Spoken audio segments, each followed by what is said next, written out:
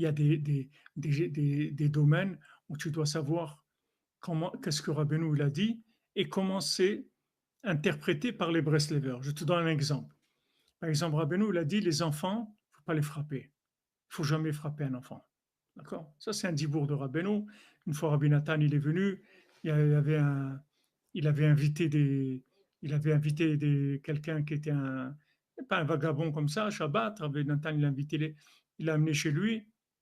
Et ce vagabond, je ne sais pas s'il sentait mauvais, il a commencé à faire des trucs. Alors, le fils de Rabbi Nathan, Yitzhak, il s'est levé de table, il est parti. Rabbi Nathan, il l'a appelé, il lui a mis une claque. Il a dit, tu restes à table. C'est Shabbat, avec l'invité, tu restes à table. Après, il est arrivé chez Rabbeinu. Comme Rabbi Nathan, il racontait tout à Rabbeinu, tout ça, il n'a pas besoin de raconter. Rabbeinu il savait exactement ce qui s'était passé. Rabbeinu, il a dit deux choses. On invite des gens avec qui on peut parler de ce qu'on doit parler. Première chose. Deuxième chose, un enfant, on ne frappe pas. D'accord. Mais maintenant, un enfant, on ne frappe pas. Comme dit Rabbi Yitzhak, il dit pourquoi Abouman jamais frappait les enfants? Parce qu'ils passaient des heures à prier tous les jours pour leurs enfants. Donc, il ne les frappait pas. Mais si quelqu'un ne frappe pas ses enfants et ne prie pas pour eux, c'est un malade. Il est fou. Tu comprends? Au moins, tu les frappes. Au moins, il y a Daim Yedesav s'il n'y a pas Kol Yaakov. Tu comprends? Au moins, tu lui mets une petite tarte pour le redresser. Si tu ne l'as pas redressé avec la prière, alors qu'est-ce que tu vas faire? Prier, tu ne pries pas. Tu vas le laisser aussi être un voyou. Tu ne peux pas. Mais tu vois ça. Toi, si tu prends la parole de Rabbeinu, tu crois que Rabbeinu l'a dit, un enfant ne frappe pas. OK? Un enfant ne frappe pas. Mais mon ami, il faut prier pour tes enfants. Tu pries pour tes enfants, ça va avec. Tu ne peux pas séparer. Si tu t'investis dans la prière sur tes enfants, alors tu n'as pas le droit de les toucher. Kol Kol Yaakov. C'est Hachem qui s'occupe d'eux. C'est le tzaddik qui s'occupe d'eux, c'est tout. Toi, tu les amènes à Ouman, à Rosh Hashanah, avant l'âge de 7 ans, tu fais tout ce qu'il y a à faire pour les rapprocher du tzaddik, c'est tout. Et à ce moment-là, tu n'as pas besoin, non seulement tu n'as pas besoin, il ne faut pas les frapper. Parce que c'est pas bien de les frapper. Ça fait des traumatismes, c'est pas bien. Mais si maintenant, tu pries pas, alors si tu es dans le Bediavad, tu n'es pas dans le Khatrila. Tu comprends? La même chose, Shabbat, tu as une famille, tu comprends? Tu ne peux pas inviter des gens Shabbat que tu veux parler de n'importe quoi. Tu ne vas pas passer Bezat Hashem, tu passes 148 ans avec tes enfants à table. Mais tes enfants, ils grandissent, ça y est, ils vont se marier, ils vont partir. Qu'est-ce qui va leur rester? Combien dans la semaine tu as le temps de vivre un moment avec ta famille? Il faut que dans ces moments-là, tu parles des choses qui sont les plus importantes de la vie. Il faut que tu les vives avec tes enfants, que tu leur transmettes. C'est des moments très importants. Si tu amènes un speaker de TF1 à table, mais tu vas esquinter tout ton Shabbat, tu vas esquinter toute la table, tu comprends? Et, et ça, je vous dis que j'ai vu des gens comme ça, qui étaient vraiment des balais chesed et tout, ils invitaient, mais le Shabbat chez eux, il y avait toutes sortes de gens. Il y avait des gens qui étaient dans les trucs hindous, il y avait des gens qui cherchaient comme ça, voilà, un new wave, new style, toutes sortes de gens, ils avaient à leur table le Shabbat. Ils avaient des enfants aussi. Et moi, quand j'étais chez eux, ils m'ont invité une fois. Quand j'ai vu leurs enfants et j'ai vu les invités, j'ai pris après le père de côté, bien qu'il était plus âgé que moi et que c'est un plus grand ami Racham que moi. Je lui ai dit, regardez, de rapprocher des gens, c'est Avodat Kodesh. C'est une Avodah sainte. Mais vos enfants, c'est Kodesh Kodashim. On ne sacrifie pas des enfants pour des invités. Les enfants, ils sont de loin prioritaires sur tous les invités.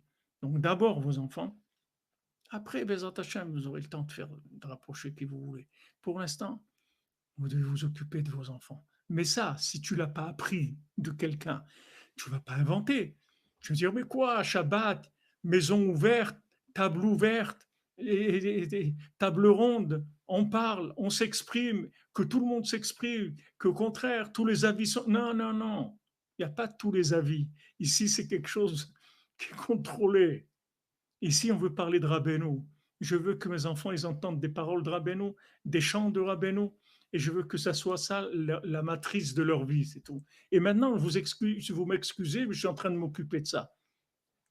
Je suis en cours, je suis en cours de formation des futurs, des futurs diffuseurs, des futurs Breslevers.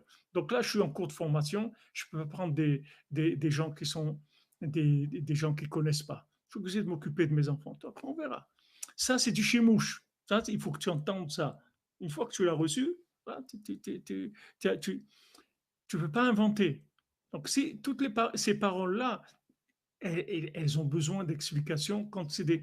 Maintenant, si ça touche pas l'action, c'est pas important.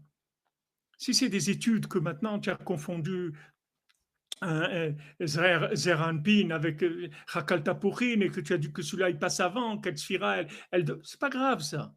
Pas grave. Du moment où ça ne change pas ton comportement, c'est pas grave. Comme Rabbeinu il a dit, tu prends mon livre, tu le tournes de tous les côtés que tu veux, pas de problème. Mais ne touche pas un cheveu du Shulchan Aruch. C'est-à-dire la halacha, c'est-à-dire le mode de comportement, ne le touche pas. C'est tout ce que je te demande. Ne touche pas ça. Ça, c'est le chemin de Breslev, c'est comme ça. Rabbeinu l'a tout donné. Il faut juste écouter. Alors, il y a les conseils basiques de Rabbeinu, et après, il y a les comportements dans la vie, dans ce qui s'agit du shalom bayit, il s'agit de l'éducation des enfants, il s'agit de l'argent, de la nourriture, du travail. Tout ça, Rabbeinu, il a dit comment faire. Il faut savoir comment les gens ils vivaient ça. Il faut que tu apprennes comment les Breslevers ils vivaient dans ces domaines-là. Qu'est-ce qu'ils faisaient pour l'argent, qu'est-ce qu'ils faisaient dans le travail, qu'est-ce qu'ils faisaient à la maison, leur épouse, les enfants, la nourriture, les vêtements, tout ça. Il y a tout. Tellement, là, il faut du chimouche. Là, il faut que tu vois qu'est-ce qu'il a dit Rabbi Nathan, qu'est-ce qu'il a dit Rabbi Nachman, qu'est-ce qu'ils ont dit les Breslevers, comme, comme quelqu'un m'a raconté, Rav Israël Bérodesser, une fois, il l'a vu. Le Shabbat, il se mettait en djellaba, ce gars-là. Alors, une fois, il était avec Rav Israël Bérodesser, il a mis la djellaba le Shabbat.